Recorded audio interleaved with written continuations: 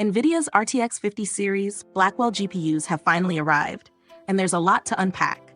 Let's dive into what these new GPUs have to offer, from their impressive specs to the potential drawbacks, so you can get a clear picture of whether they're right for you.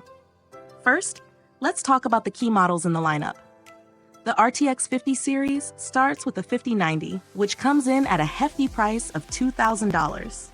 Then, there's the 5080 at $1,000, the 5070 Ti at $750, and the 5070 at $550. Now, NVIDIA hasn't revealed every detail just yet, so we'll have to reserve full judgment until the reviews roll in. But if you've been following NVIDIA's naming conventions, you know things aren't always as straightforward as they seem, so we'll wait to see how these actually stack up against each other once they're in our hands.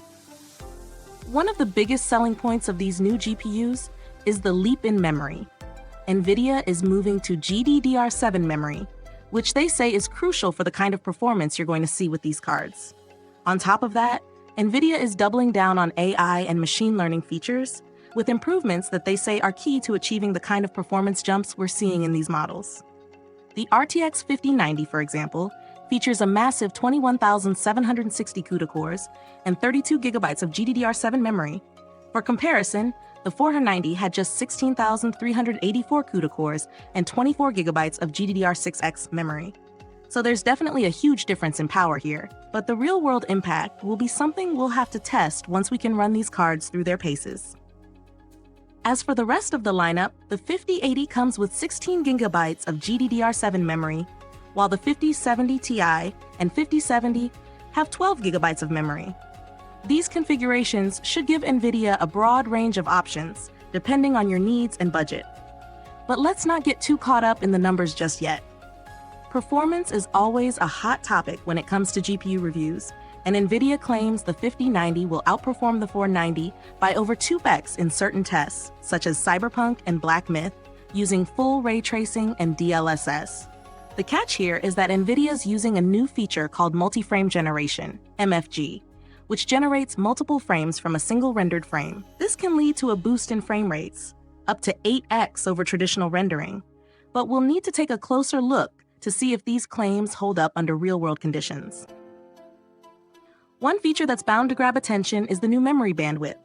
NVIDIA claims the Blackwell GPUs will have 2x the memory bandwidth of the Ada architecture, reaching an impressive 1.8 terabytes per second.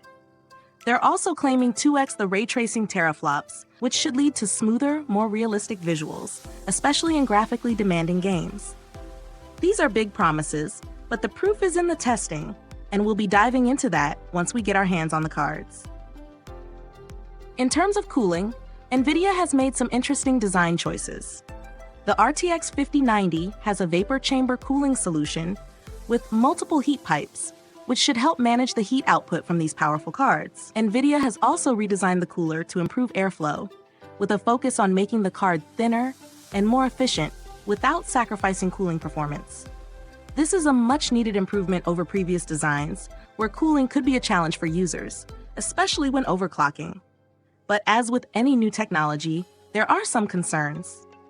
The power requirements are definitely higher, with the 5090 listed at 575 watts. This is a jump from the 490's 450 watts, and while power consumption is always a trade-off with performance, this increase could put some strain on systems that aren't already equipped to handle that kind of draw. We'll be testing this out further, but it's something to keep in mind if you're thinking about upgrading.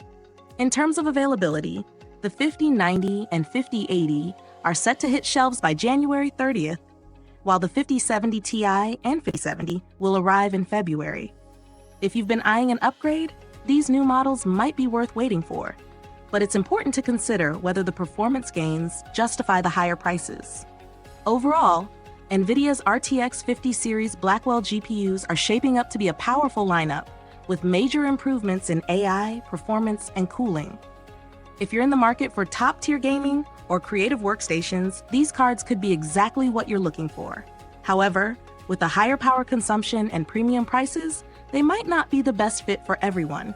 We'll be testing these GPUs soon, so stay tuned for more in-depth analysis once we can put them through their paces. For now, it's clear that NVIDIA is pushing the envelope with AI-powered gaming, And if they can live up to their claims, we're in for a very exciting next-gen GPU experience. Don't forget to like, subscribe, and leave any questions or thoughts in the comments. I'll be happy to respond. Thanks for watching, and I'll see you next time.